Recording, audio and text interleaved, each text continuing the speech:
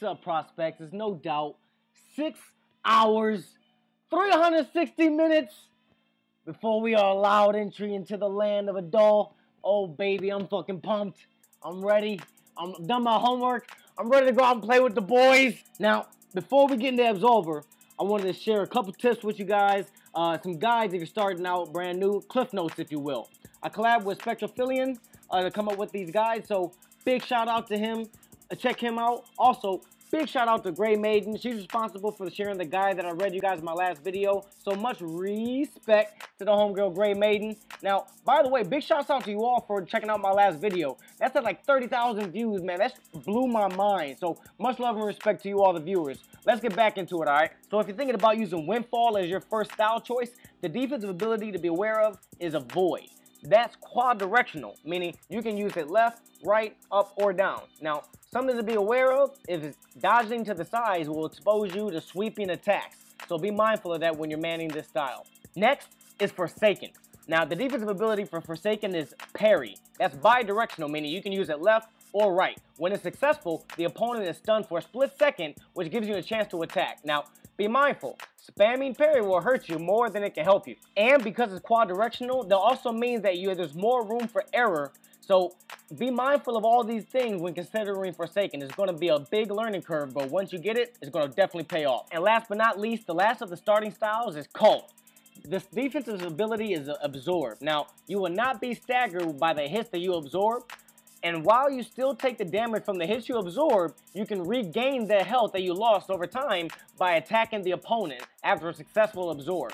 The absorb mechanic is broken by guard break attacks, so definitely keep that in mind. But once again, as with all these styles, it depends on how your play style meshes with all the different fight styles, so experimenting is key.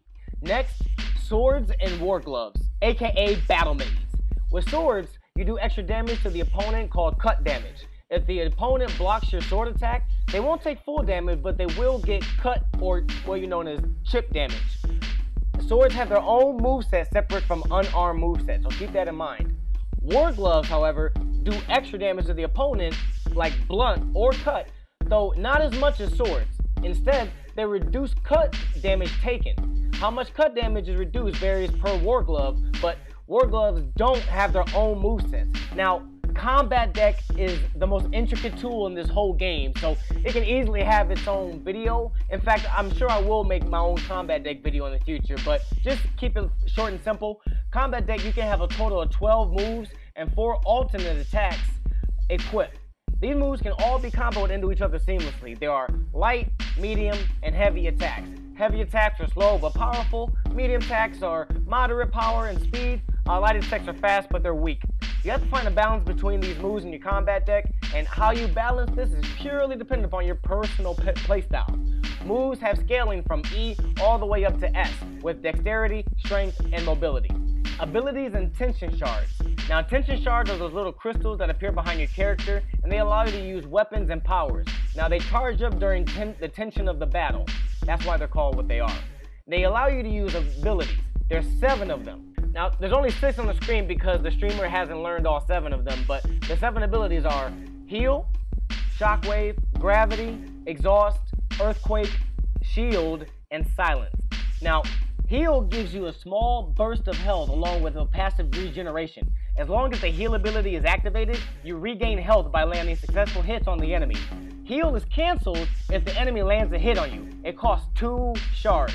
Shockwave unleashes a blast in a circular radius around you, pushing anybody near you away and restoring some stamina. Now, this is good if you need a second to regenerate some stamina, or if your opponent is by a cliff. If the opponent uses the heal ability, you can use this ability to cancel their healing ability. It costs 1 shard. Gravity stuns the opponent. Now, people use this as a way to give them a free heavy attack, given they know how to space themselves correctly.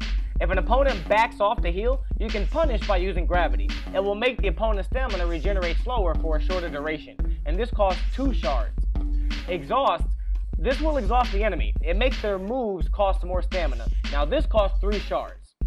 Earthquake is an area of effect stun that will affect anyone in the radius and gives you an absorb property while you're casting, similar to the cult style. This costs 2 shards. Shield is an ability that gives the player an overshield, which reduces the damage taken and reduces the knockback for a short duration. This costs 3 shards. Now, Silence makes the opponent unable to use tension shards for a short duration. Now, this would prevent people from drawing a sword or healing. If they're confronted with a powerful sword deck, this might be what you want to use to counter that. Now, gear is a very intricate topic as well. This could easily have its own video, but to keep it short and simple, every piece of gear has a specific weight to it. Weight affects your mobility, which changes and affects the amount of stamina you regenerate, the damage you deal and receive, as well as the speed at which you dodge. Gear also offers different amount of protection to both cut and blunt damage. Now, some general tips and tricks just to be mindful of. There will be ranked gameplay in the PvP arena coming down later after launch, so keep an eye out for that if you're looking to get into this competitively. You only have one alternative for each stance, not each point of the combo. Cloaks can only be worn by Absolvers. You can only learn new moves by winning a duel against a person who has moves you don't know. If you lost a duel, you will lose the move XP that you've acquired during that sparring session. You can be stun locked if your opponent is hitting flowing attacks consecutively. This can be broken with a shockwave or ground punch, which consumes 2 tension shards. There is no jumping in the game, but there are dodges and avoids that will allow you to leap over leg sweep type attacks. Beware of prospects that will offer an in-fight request. They can still deliver blows that can knock you out, although I'm not sure if they forfeit the move XP acquired during their sparring session, but it's definitely a tactic you want to look out for. Matchmaking is based on your rating, your skill level, and your latency, which is the quality of your internet connection, basically. If you parry a move you don't know, you'll learn the move quicker than if you just block it. However, you once again will lose all of the move XP you learned during that sparring session if you lose the duel. You have to find a school in the world that you wish to join. You can't just enter a school name into a search box and subscribe to a list. The gear drop also is based on random number generation. RNGesus, baby. Get excited. Now, a couple questions that the developer answered himself that I wanted to share with you as well, that you may have yourself. So, first question is, what are flowing attacks? Flowing attacks is a mechanic that allows you to chain your combination slightly quicker than you would if you mistime them. There is a bar located within your stamina bar, and if you time your combos in accordance with that bar, your attacks will flow together slightly faster. This is visually noted by the golden flash you'll see on your prospect. How do the 4 fight styles work? Fighting styles give you a special ability like parry or dodge. They also have bonus on your stats and thereby impact what attacks you can use efficiently. Does your combat deck switch with fighting styles? No, the combat deck does not change, but your fighting style impacts your special abilities, stats, and attacks. Certain attacks are style specific, so that means that there are some you'll be able to use more efficiently than others if you're using the right fighting style. Is this game instant spaced? No, this is a seamless world where you're constantly match-made with other players. Now, the maximum people allowed in one party at a time is 3. So that means you and 2 other people. If that one person is your friend, you'll be able to see another person in the world. If you and 2 other people are running around, you're not going to see anybody else into your world. That's just how it is at the moment. But there will be 3v3 arenas later on after the launch. Will this game be entered into the esports arena? Well, that would be more of a community-driven thing, but we would love to see that evolve, but we're focusing on making the game as competitive and as balanced as we can right now. Fucking yeah, I fucking get down with that.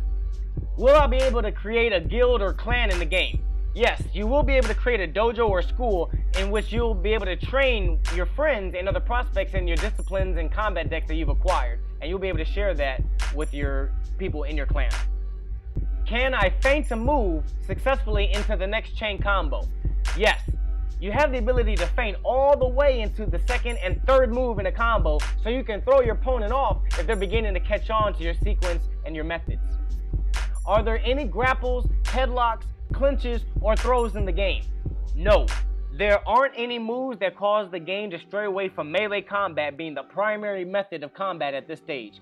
We feel that it will slow down the pace of combat too much, and we really like the speed of fighting right where it's at. When I see another player that's not an NPC, will I be able to know what level they are? Not really. We'll do our best to make sure the matchmaking is as balanced as possible, but you never know. Is the combat structured? Yes. That way, Absolver is more skill-based, so a low-level player that is very talented should be able to hold their own in a fight against a high-level player that is just gotten there by simple time and gameplay. Is there friendly fire? Yes. Be careful. Do weapons have their own stances? When you pull out a weapon, it changes the moves in your combat deck. Now that's been updated. Now the sword changes, has its own combat deck, but battle mittens or war gloves, it uses your regular combat deck. Are there environmental hazards or pickups to use during battle? Not at this time. Are there drawbacks to having a tank-like character build? Yes. Clothing is stat-based, so the weight of the clothing would have a negative effect on your mobility during combat, although you would be more protected from weapon attacks. Is there chip damage, which is damage accrued while blocking against a weapon? Yes, there is chip damage in the game, so you can't go into a defensive shell when somebody has a sword drawn and not have any health effects. If I'm winning a spar session, can they just turn around and flee when they're about to die? No, there will be drawbacks to fleeing during the middle of combat, but what I've noticed is they put barriers in these little areas in PvP. Now in PvE, you might have to chase them around a little bit, but hopefully that'll be mitigated in some sort of fashion. How is the gear or loot system engineered? I said it earlier, it's based off of RNG, random number generation. If there are melee weapons, will there be shields? No, we will not be making any shields. This is more of a martial arts game, and so we want things to keep moving and being very fluid in the heat of combat. We feel this will slow down the pace of combat too much. What is the significance of the mask? You'll have to beat the story to find out. So that's all I got for you guys today, prospects. It's looking like there's, 5.5 hours left? Woo! Look, I'm about to get prepared. I'm about to grab everything I need so I don't have to leave the building for the next couple days. I'm definitely about to go into hibernation. But I definitely wanted to invite you guys to watch some of the streams I'll be having on my channel. I definitely will be streaming and inviting you guys to join me and play and spar with me. And I'll be streaming everything, so there ain't gonna be no shit talking that can't be verified by video verification. If I'm talking shit and you talking shit and we link up, I'm gonna be streaming the hell out of that battle and that duel so that whoever wins will definitely be able to verify that I shut him up. So that's definitely gonna be happening on the channel. What else? Tonight I'm gonna be farming some moves, so I'll be streaming when the game releases. But please drop a friend request on PS4. It's the same as how it's spelled underneath my name, No Doubt, K-N-O-D-O-U-T, no spaces in between. Alright guys, that's all I got. I'm about to render this video and let it loose to you guys so you guys can enjoy. Once again, I appreciate all you for watching. Big shout out and respect to Maiden once again, Spectrophillian, all the streamers that were involved. I want to give a special thanks to the developers for making a very enticing game that I've been excited about for the moment I heard about it. I can't wait to see you guys in the battlefield. But once again, please don't be a stranger. Reach out, let me know what you think about the game. Shoot me an invite if you want to learn some moves or if you think you can take me down. This is No Doubt, signing off.